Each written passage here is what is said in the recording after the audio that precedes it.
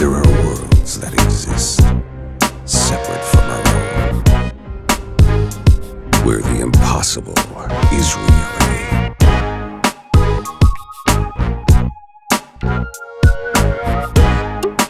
Separate from our own.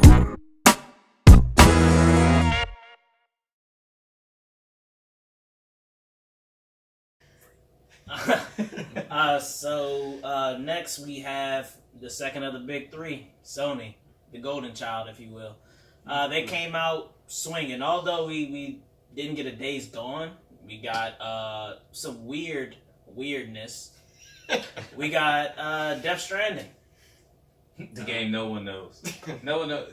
But the backpacks. Never forget how big those backpacks could get. At what point does Kojima not get a pass and we gotta be like, yo, listen, man, I need something, because this shit's getting too wild. Could you give me a scope to really key in? Because I don't know what the fuck's going on, Kojima. I've already told you. The backpacks equal level difficulty. Me understand Kojima, because I'm looking at this. You put it on hard. I'm like, men with babies? I don't know. Kojima, help me out.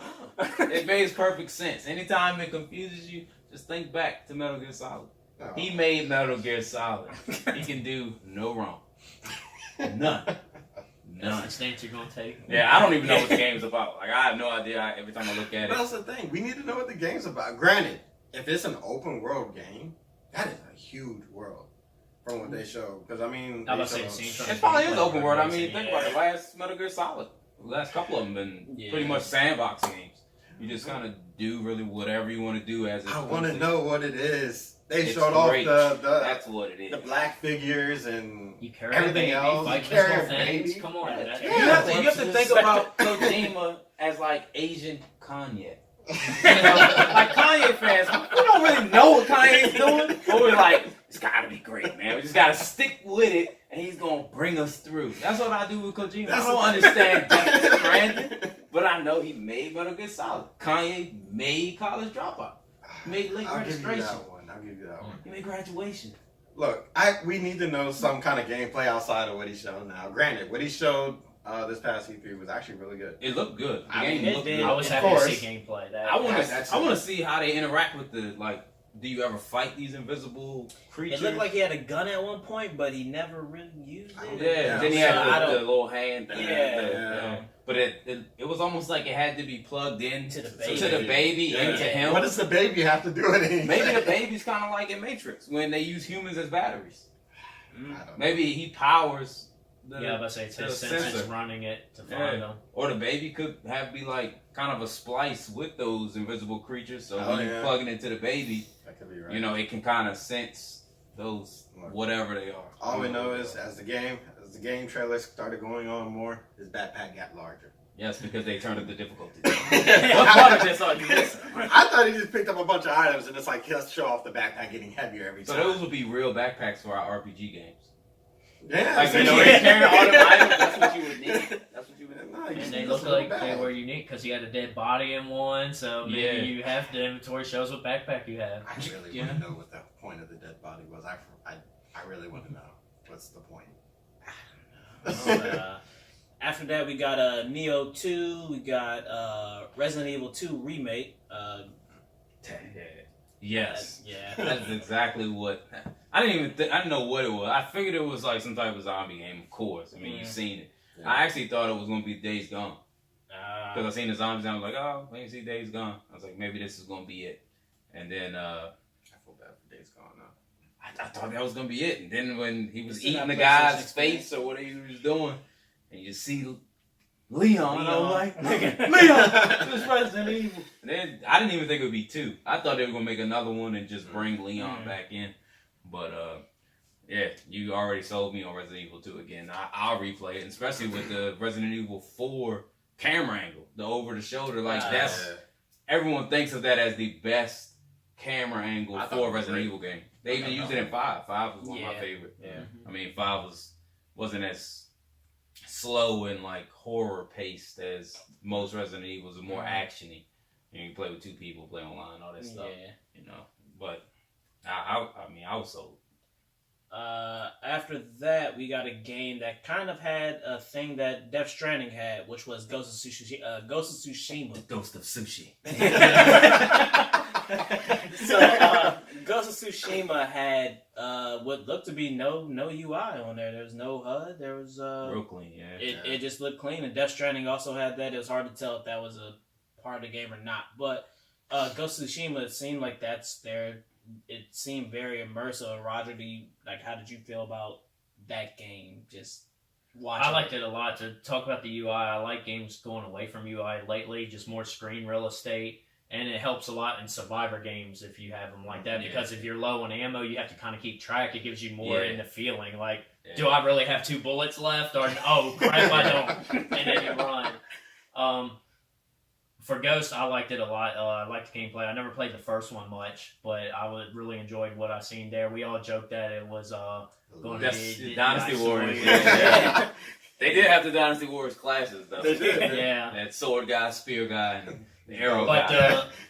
I like the Leaves physics in that battle. That was the thing that distracted That was me. I actually like really- little details anyway, so I'm weird like that.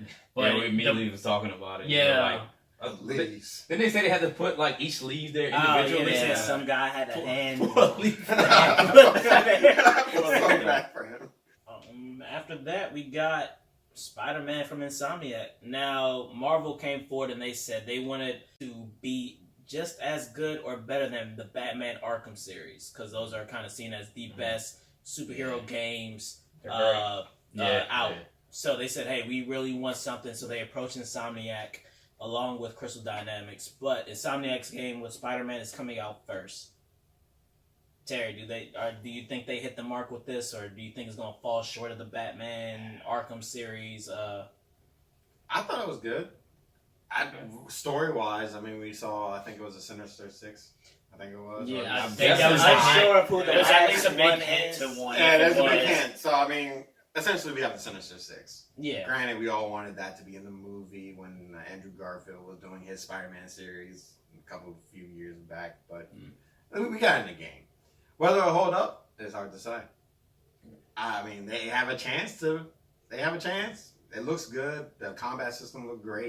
The combat system actually looked crazier than actual Spider-Man. Yeah. Like the combat was great.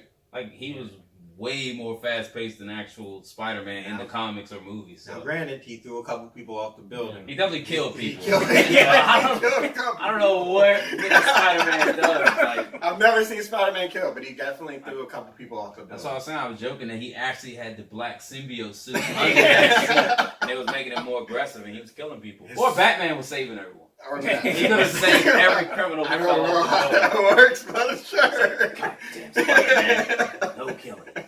I don't know. So. Granted, the combat system was great. Whether it's going to be a better story than Arkham, I don't know. We have to wait and see. We don't. I mean, yeah, That's all definitely we looked got. good. It looked like, what you call it? What's the game that starts with an I Insomniac made? And doesn't start with an I. Infamous. It was infamous for web slinging. Yeah. So now we got the best game out of Sony's showcase.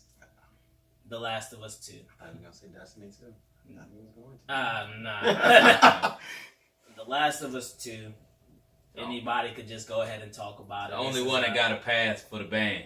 I I didn't know what was going on with that only a banjo, guy. and I'm like, this banjo won't stop. Like, why does he keep playing? And he would like kind of drone off, and I'm like, it's over. Then he would, and I'm like, why is this? Hey, everybody immediately thought. To me, it was odd. I don't know if the tent that they started in. For Talking about with a guy was playing the banjo? Yeah. But it played right in. the That game. was great. Yeah, that's why I said it. Like, it was the only one I gave a pass because it really It played Played into right the game into the video. that they were showing. I hope we do see him playing the banjo in the game. I hope he does. No. I really do. It was besides him playing the theme song for Last of Us. I mean, like I said, it came on strong. I told them, I was like, man, it was weird, but the freaking lip mechanics when Ellie was kissing whoever the other girl was, I was just like, most time Two-Face's touching games, it doesn't look that smooth. yeah. You know, it doesn't look that smooth, but I was like looking at him like, that looks like legit kissing. Like from a video, from a movie or something, and I don't know how Naughty Dog does it, Because I mean, I know they got the little motion cap seats, so to put a bunch of balls on each other's lips. I'm gonna say lips is still hard to do because if you still watch some voice things, it's still a little off. But for them to even match that, it's getting better. And yeah, I don't know how they're doing it, but they always seem to like take the PlayStation and they show everybody like, y'all did a great job. This is actually what it can do. They always do that. I mean, I thought Horizon was great, and then like I said, they was like, good job, Horizon. You made a great game. This is a real game. I must say, Guerrilla Games, they did pretty well with Horizon, but I mean, like you said, Naughty Dog. Naughty Dog was even saying that they were impressed with how good Horizon looked. Yeah. And it was almost like they took it as a challenge, like, hey, if they took it as a challenge and they showed this off, like, the graphics. And like they touted God of War, so Lord knows what Naughty Dog is up there cooking right now as we speak. And like y'all were talking about with the, like, I guess minimal UI, like, it seemed like a lot of times she was, like, when she knocked the arrows out of that one person's hand or something, when they dropped, they didn't even really glow or anything, but she could pick them up. And I was like, that kind of makes it a little more immersive, a little more realistic to where stuff isn't going on the ground, but you know you can pick it up because it's arrows. You have a bow. I don't know, it made it more natural to me anyway. And it makes it more challenging too, because if you don't think about it and drop someone, you might not think and not see the glow and move on and then run out. Yeah, it doesn't catch your eye and you just keep going. And those are one of the games. Well, obviously I don't know if it's the same as the first Last of Us, but depending on the difficulty you played on, ammo was very scarce. It was precious. You would see something, you're like, do I want to waste this shotgun slug? What's coming up? Then it'd be one of those freaking tickers or what was it? The thing with the split head? I can't remember the name of it. The ones that one-shot you pretty much. If they touched you, you died. I think it was a clicker. Clicker, that's what they were called. Not ticker, clicker. Okay. Yeah, it's so funny. I always feel like someone pissed somebody at Naughty Dog off at like Uncharted 2 point. Because like I swear it's like ever since Uncharted 2, it just, I don't know what they do in that studio, but they haven't failed me yet. It's like, I actually want them to show me they're human. Like I want them to make a mistake, but it's like every time it's like I can't even find nothing wrong with it, and they just come back time after time with great writers, great graphics, sound. Just there's. I remember I used to play Uncharted because of voice acting. That was what drew me in. Oh, I was like, they got an Uncharted 4 when she catches you. And he's like, oh, shit. That sounded like the most natural oh shit like that you ever heard. And I was like... Their dialogue is very, like, kind of like how we're talking now. It's very natural. Yeah, like, it doesn't even seem scripted. You know what I'm saying? It's just, I don't know. They do really well with that game. I mean, even the one they put on PSP a long time ago, the Golden Abyss. Oh, yeah. Like, PSP was a good system. Depending on who you ask, I guess. Some people like, some people don't. But they really, like, showed the power of that, like, for a handheld at that time. But, I mean, like you said, Naughty Dog doesn't miss. They haven't for a while. I think they've had the PlayStation 4 Pro for, like, the last 10 years, secretly. That's why they're so good at it. Like, they're getting there. Or they probably already got the 5 now. Like, and they're playing it, and they're like, wait till they see this Uncharted 5. It's going to be super real. It's going to be PlayStation VR. And it's going to be the real one. So we had the last of the big three that wrapped up. They didn't do a traditional E3. They did their Nintendo Direct Treehouse deal. But with that, I actually kind of like the little segment that they have. They got to show games in a more in-depth way than I guess what they could on stage given time. But we got like a Mario Party. Super Mario Party. Or Super Mario Party. I guess they got kind of go back. They got tired of doing the numbers, I think. Probably. Kind of like with Mario Brothers for the Nintendo. Like, you had Mario Brothers, Super Mario Brothers, you had Mario 2, then you had Mario 3, and then when they went to the Super Nintendo, they were like, okay, now it's Super Mario World. Because you can't keep doing the numbers. What, they was on Mario Party 9? Oh, they were pretty high. They were high. Yeah. So they probably, that was a way to throw Super on it, and we can kind of restart the number counter. But it looked crazy when they were like moving the switches on that one. Oh yeah, it was like a little tank mini game. Finally got the patent through because they put in a patent for that, the way to connect the screens a while back, and that's where we actually got to see it. That was crazy. That was crazy. I'll say it did look great. It was almost seamless, except for maybe a little bit of it. It could just be it's just early development. Like I said, it looked really good as long as they did not remove Chance Time. Chance Time has won me so many Mario Party games. As long as that's lost in there. me a many more. I'll stick with my 1 and 2.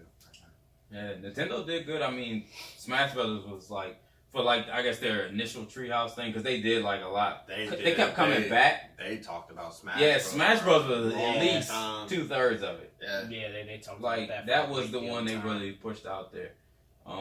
They even showed off like everybody's final Smash. Yeah, they did. Yeah. They showed a lot of the They game. They even went through who was their first character to enter into either this one or just the Smash series entirely.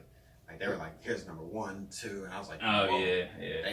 They took their time with it, but I mean, yeah, it looks really good. I mean, I'm getting it. yeah, I can't not get Smash Brothers. I mean, especially me, I have to get Smash Brothers. There's people out there who come for this crown. This crown has not moved for a long time. It will never move. That guy. From there, we got a game called, was it Demon X Machina or something like that, which is made by one of the guys who did the Armored Core series. That looked pretty good. Looked pretty cool. Overcooked 2. We got the Super Smash. Fire Emblem title coming there. We got the Octopath, which is available in the Nintendo eShop now. So feel free to download that demo and post in the comments what you think about it, if you like the demo or whatnot. But from what you guys have played so far, it's Golden Sun. It's basically Golden Sun for the Switch. It has the same kind of feel to it as far as the game system or the battle mechanics go. Turn-based. Everybody does a turn-based, but I don't know how they implement the characters. Like if you ever played Final Fantasy X, it's pretty much Final Fantasy X's battle system to where it's not timed attack, but like you said, it's turn-based, but you have the bar at the top that actually shows you where you're going to attack and where the boss or the other enemies will attack. And also it changes based on like if you do certain attacks, you may move up. So it really lets you strategize to be like, well, can I attack or do I need to heal? And you look and you're like, no, if I attack, I'll attack again before they go. So I can just heal on the back end, or however you want to do it. But then we got the look at the Let's Go Pikachu, Let's Go Eevee, the Pokemon title. So Terry is our Pokemon. Terry and Gaines are Pokemon purists. Roger plays Pokemon. Roger. I'm a purist when it comes to red, blue, yellow. After those. So for the Let's Go Pikachu Eevee, is this a title that is interesting, or is this one that you're gonna pass up on and wait for the next Switch Pokemon title? I'm gonna buy it. I'm a Pokemon fan. I'm gonna buy it. I'm gonna buy it too. I mean, we've been wanting a game for a Pokemon game for the Switch since literally the Switch was announced. The Switch, yes. And them starting off with this, I feel like it's just them testing the water, seeing exactly what they can do. I mean, again, they're taking elements from Pokemon Go.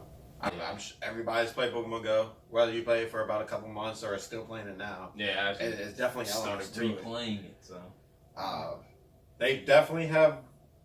I want to say they've dumbed it down a little bit. EV training and IV training, all that stuff is just easier. They took it into the combat points. So if you have a higher combat points, it kind of dictates exactly how strong your Pokemon is that you're capturing. I did like the over the top view where you see the Pokemon that you're about to run into. Yeah, that was cool. There's no more random encounters. It's it's still a random encounter. It's just you're not walking in the grass, and it's just like, all right, what's coming up now? Now it's just. I thought you didn't get random encounters. I'm sorry. It's just still the random encounters as far as the Pokemon goes. You don't know what you're about to run into, but now that you can actually see it, you might run out of Pokeballs. Now I don't need no options of buying Poke Coins with real money to buy more Pokeballs for my Pokemon on my Switch. Better not happen. If they add it, I'll still buy it, but I'm won't complain.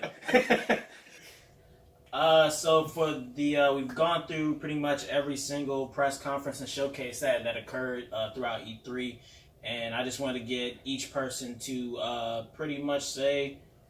So we'll start with who they think did the best. So we had EA, Microsoft, Bethesda, Square, Ubisoft, Sony, and Nintendo. Now, of those, Roger, who do you feel stole the show? It was Sony. Terry, who you got? I got Sony. Yeah, I got Sony. They did their thing this year. Yeah, I mean, I like Nintendo, but I probably definitely have to pick Sony. PlayStation. And so for our final word, I want to have each person kind of give constructive criticism to, or just a shout out to one Microsoft, make some games. Microsoft, make some games. We'll start with Gaines, and he'll go and out of the studios that showcase just whatever you may want to say to him about their showcase. It's been pretty Or quick. game, or a specific game company. I know Quick. Terry was talking to Bungie. Quick and to the point. Microsoft, make some games and make them exclusive. That's what you need. Pokemon, no microtransactions. Even though I'll still play. But, please, no microtransactions. I don't have the money. But, Microsoft, give us a game that we want to buy an Xbox for. Halo, yes, everybody wants it, but just give us something. And Activision and Bungie. Activision, why are you still making paid DLC? For all their games, Call of Duty is still paid DLC. Battlefield came out and said, here's free. Division came out, here's free. let's Call of Duty. You know people gonna buy it. They need to stop. It's not. That's part of Just the give deal, out like, free buy the maps. game. Give out free stuff. Give out the free maps. You already have the COD points, which they're still bringing back, by the way. Mhm. So just take that away and just give us free DLC. And then, of course, Bungie. They've done better, but they still have a ways to go. Their game is getting better. That's all I got. That's all I got. Like, Bungie just needs to do better. We hear the pain in Terry's voice.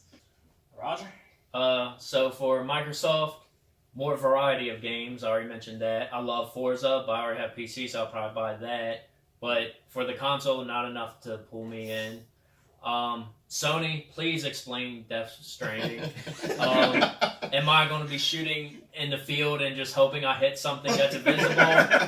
Or am I playing a new backpack simulator? I would like this explained. Yeah.